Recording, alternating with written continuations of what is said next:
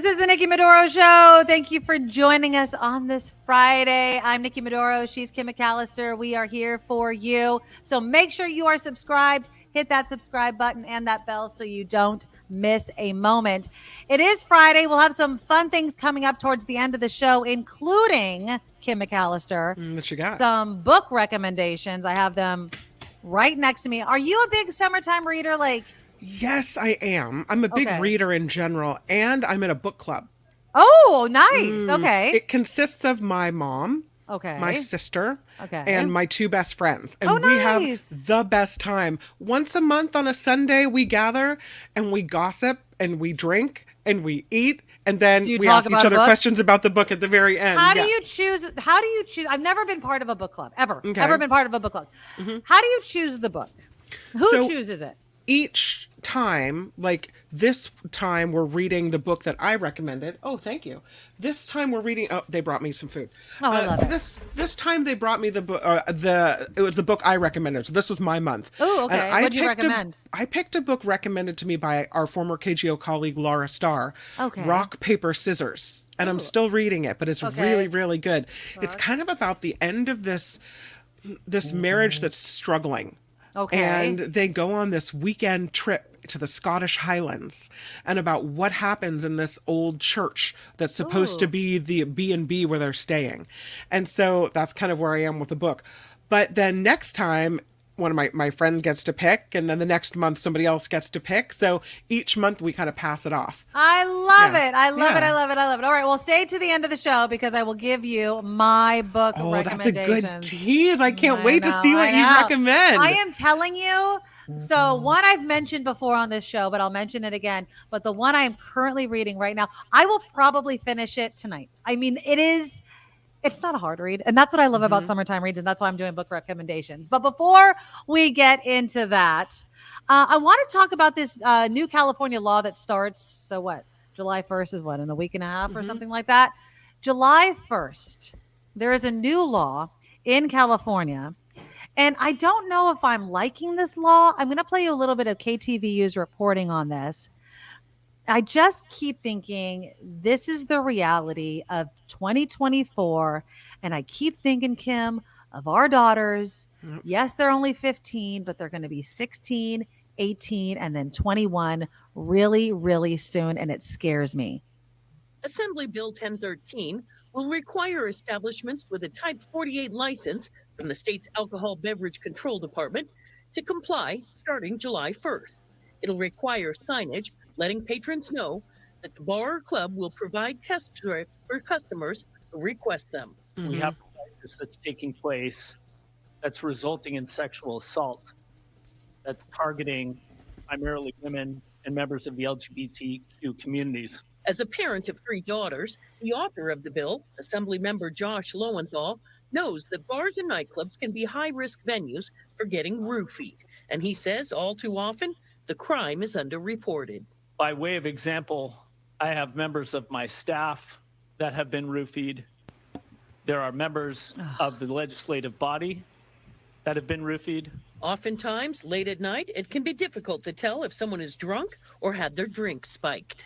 Due to the challenges of addressing and prosecuting this crime after it has taken place, preventative measures are a common sense way to curb instances of drugging. The law impacts bars and nightclubs that do not sell food. There are 2,400 establishments in the state that this new law will affect, according to the Department of Alcoholic and Beverage Control. And it requires bars and nightclubs that hold a Type 48 license to offer drug testing kits to patrons and to post clear signage about these kits. Assemblymember Lowenthal says this is a low-cost way to keep patrons safe at bars and nightclubs. As simple as coasters that have testing on them that you could put that would be awesome. A few drops of your drink on to see if love it. GBH or ketamine paste in your drink. The establishments must make test strips available either for free or for a nominal fee for customers who request them. I mean, again, I think that's awesome. I mean, but first off, can you imagine, Kim, we're just sitting at the bar and I'm like, God, I'm hammered. And then I put a couple drops on this coaster and I've been roofied or something's in my drink. Well, if you're doing it right, you did the drops before you even started drinking it. Oh, that's a good idea.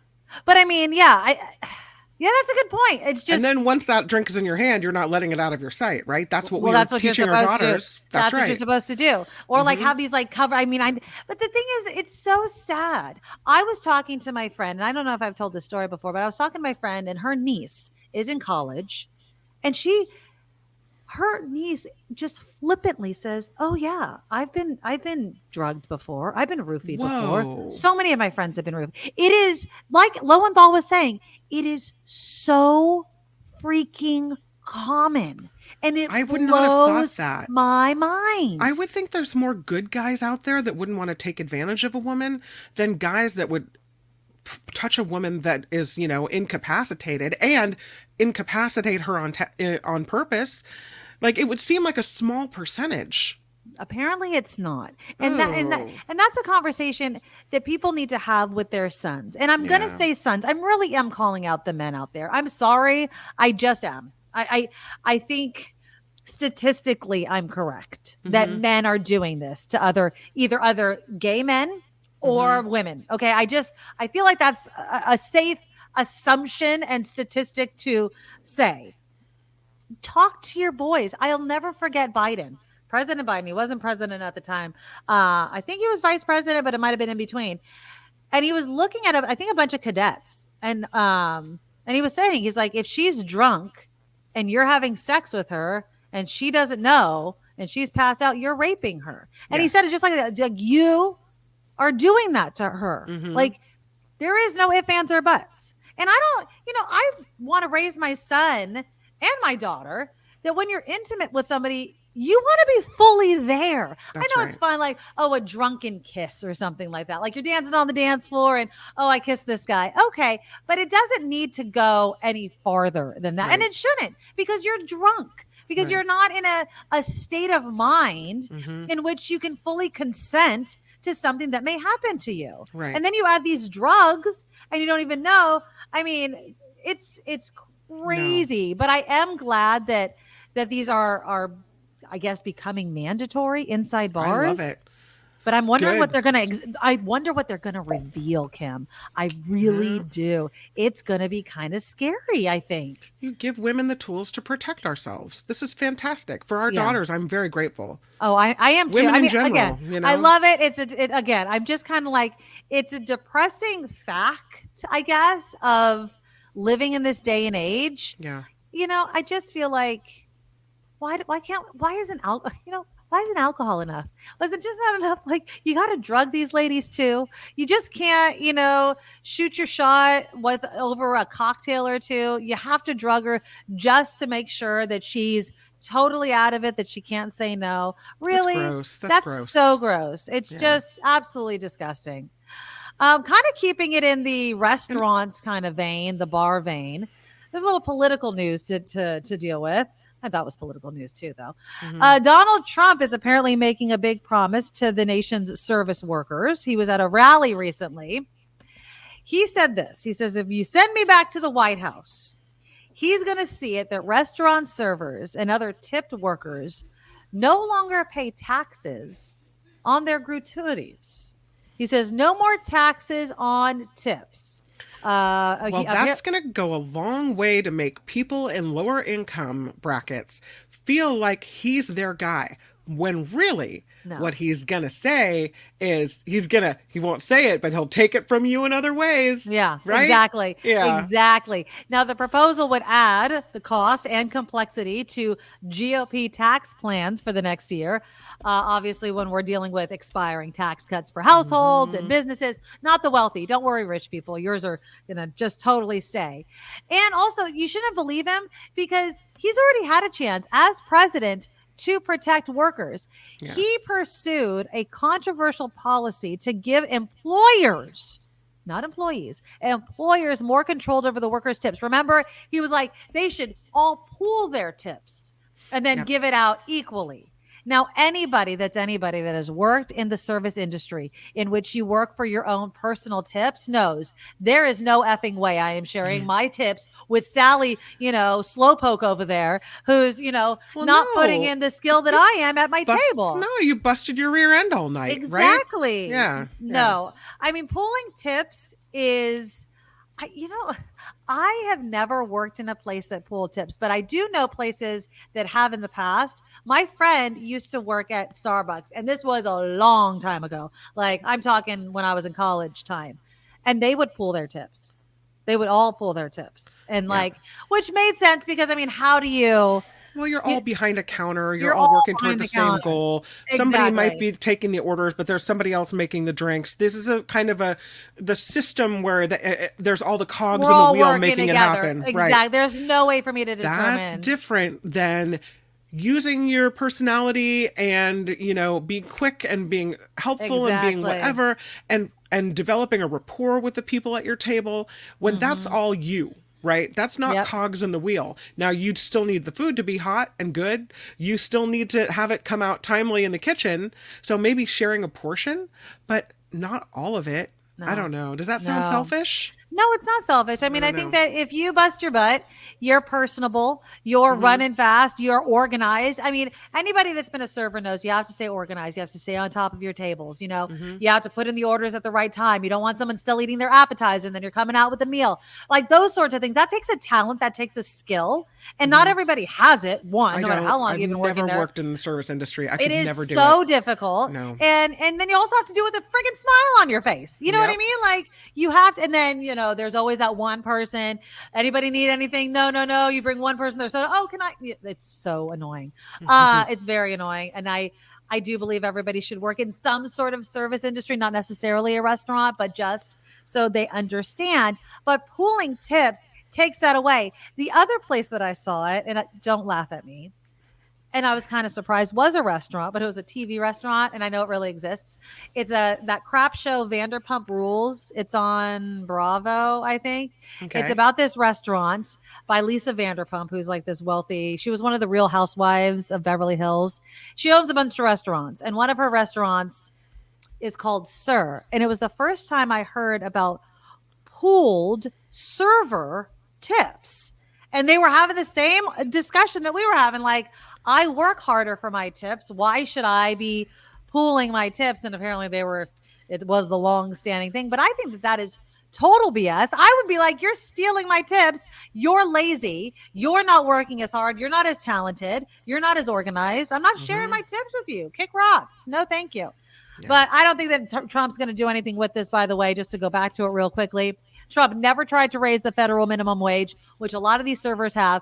That's still at $7.25 per hour because the GOP continues to fight to not raise that. Now, of course, it's higher in states like California and places like that.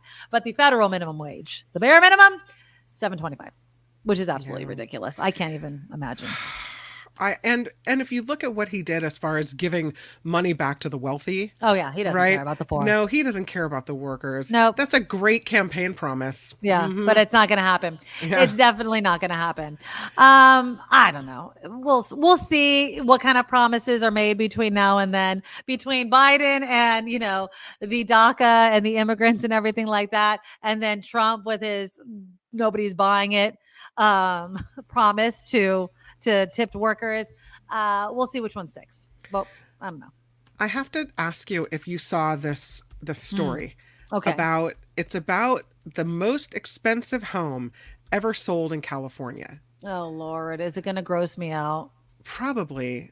Is there an actual house on it? It's not like a shack on a bunch of land, is it? It's this house owned by the family who owned Oakley, the sunglasses, the glasses maker. Okay. Yeah. Okay. So his name is James Gennard. He's a billionaire founder of Oakley. Okay. And he sold his home in Malibu. And it is the real estate deal of the year. Oh, interesting. Okay. The buyer is an LLC, so we don't know who the buyer was. Fabulous. The home never even officially went onto the market. It's just changed hands, just like that. Okay. Okay. This home, 9.5 acres, Ooh, that's And nice. it was purchased for $75 million in 2012. Okay. It's got 8 bedrooms, 14 bathrooms. I like that. I love more bathrooms. I love You the gotta have bathrooms. more bathrooms. This house just sold, according to the LA Times, for $210 million. And it becomes the most expensive home ever sold in California. Do you have a picture of it? The picture they have in SF Gate Okay. doesn't look good, but I think this is the house, according to the real estate website. It's called Palladian Villa in Malibu. Okay. And so, Oh, I mean, wow. it looks mansion-esque, right? Yeah. You've got the gates as you drive up. You've got the big That's a imposing nice house with the fountain, Yeah. Yeah. columns Yeah. inside. It's pretty. Yeah, it is pretty. $210 No. million. What do you do 210. with a house like that, though? I mean, what do you do with a house like that? Honestly, one person, one family? Are you kidding? You know how many people can be and nobody finds that gross. But you have a bunch of tiny homes with like people that can't make ends meet. Everyone's like, "Oh my god, that's disgusting." This Would you is look kind of at that- disgusting. Look at that pool sitting right above the ocean. know. It is gorgeous, though. It's incredible. I mean, But- you could put more houses on that property, though. I'm just saying. I know you, and you're like, let's build a house for everyone. Well, I'm just $210 saying. million. 210. What happens when the fire That's- comes? That's huge money. Where is that again? Malibu. Yeah, I'm 9.5 acres, oceanfront. I hope they have every fire retardant thing, you know what I mean? Defensible space everywhere. Well, That's the a lot of ocean's right there, sunglasses too. to sell. That Mhm. is that. Yeah. They do sell a lot of sunglasses, Yeah. though. They absolutely do. No. Someday, Kim, I'll be that stinking rich. Oh, One thing, since you talk about like people buying things, yeah. and it's what, June? This is like the halfway point of the year. So of course, Kim, people are thinking of Christmas. And so Muni has released its new limited edition ugly sweater. Already? Here it is. Oh, that's a cute one. It has the little Muni trains on it. It's adorable. Look at Coit Tower and the Transamerica Pyramid. Yeah. I read that someone's putting a restaurant at the top of the Transamerica Pyramid. I heard that too. Yeah. So you can get this unisex sweatshirt for $55. That's cute. Last year they sold 3,500 holiday sweaters. They've been releasing a new sweater each year since 2021, so it's relatively a new thing. Mhm. And according to the Chronicle, Muni hopes to make $75,000 selling these sweaters. Would you buy it? You know, Bart does the same thing. Bart Yeah. has an ugly Christmas sweater. This one I like a little better. It's got a little flavor of San Francisco going. Yeah. But who knew? I probably won't buy it, but it's cute. Who knew, though, that if you wanted one, you need to snap it up in June, because probably in a couple months, they're just going to be gone. Exactly. And then they're going to end up on eBay and they're going to be like Mhm. 3 times as much, if not more. Yeah. And so, yeah, there you go. There's your tip for a little early Christmas shopping. So there you go. All right, let's do my book recommendations to end this Friday show. Okay, so I'm going to start off with this book so I had mentioned this book before. I purchased this book for my husband as a Christmas gift because I'm on Book Talk, and everybody was like screaming about this book. Was it really for him, or was it really for you? Okay, well, a book in a house is a book for everybody, right? That's right. And so then the funny thing is so it's called Fourth Wing, and it's a series. Okay. It's by Rebecca Yarros. She's a New York Times bestselling author. Mm-hmm.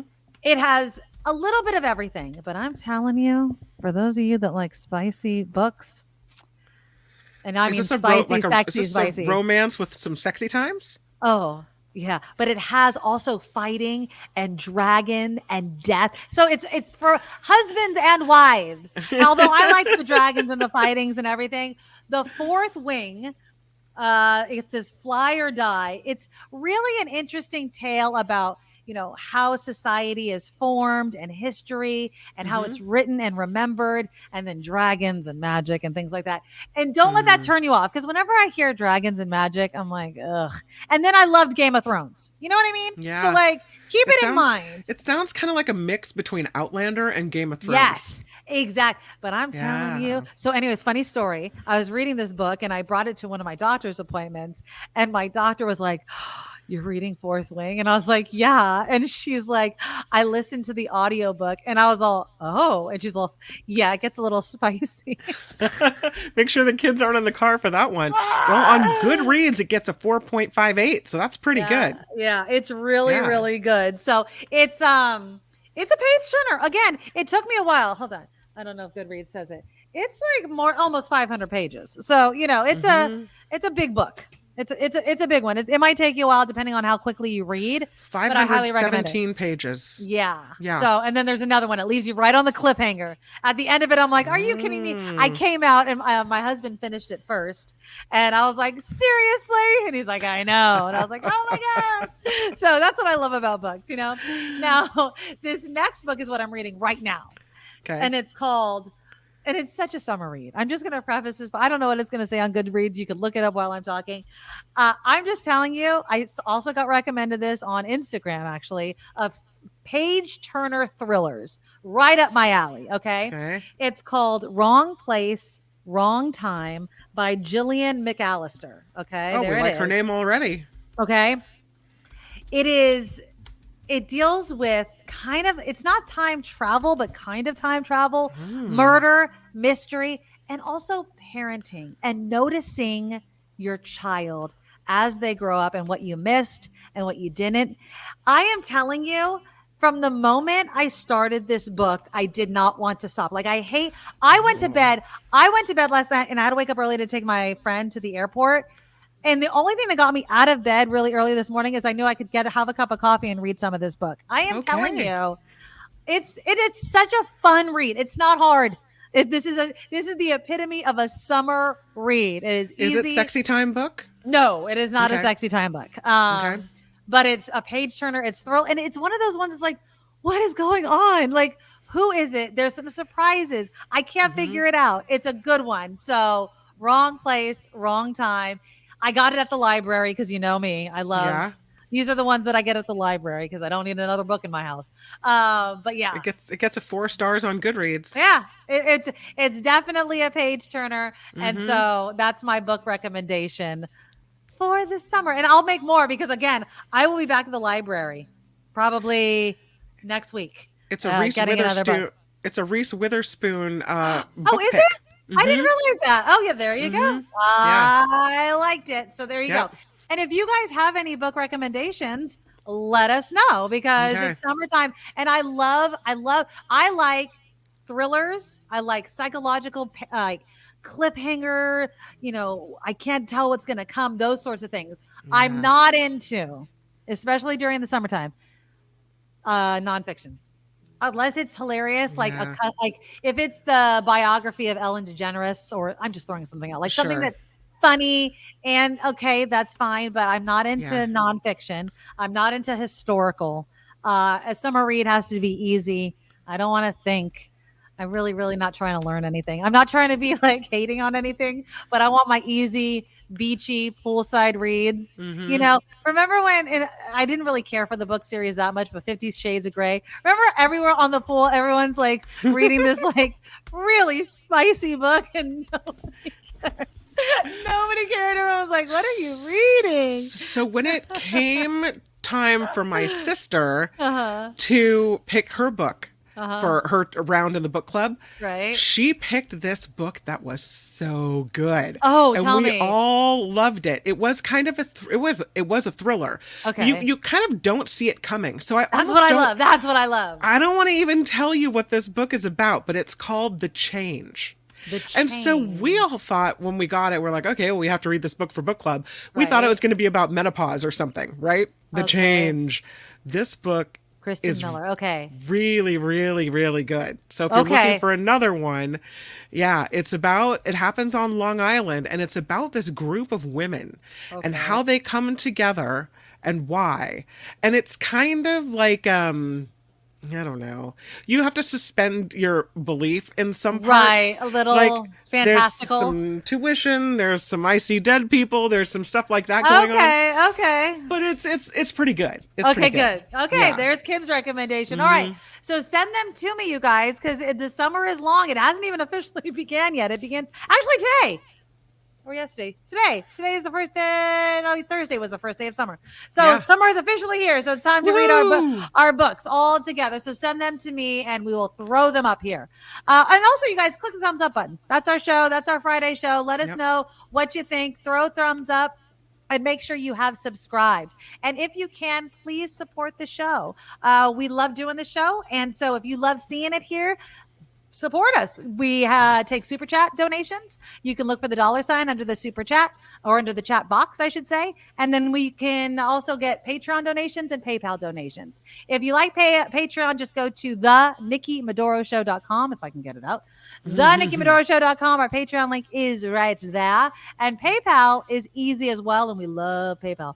Go to paypal.com, hit the send button, and just put in the Nikki Medoro Show at gmail.com. And then we have a yummy sponsor, Auntie Tabby's Island Flavors. So just go to auntietabbies.com, use the coupon code NIKKIM, NIKKIM. You can buy the hot sauces. There's a pineapple, a hibiscus hot sauce. There's also a guava barbecue sauce. They're so good. You can also get like the variety pack, so you could try all of them. And again, Nick Kim, NIKKIM, gets you 10% off each and every time you order. And it's absolutely delicious. So support the show, support our sponsor, and we appreciate each and every one of you. All right, have a great weekend. Stay cool, and we'll see you on Monday. Bye-bye. Nikki, you're all so awesome. You're proud, like a beautiful blossom. You're also the best. I really can't rest. You're all so awesome. Wow. Okay.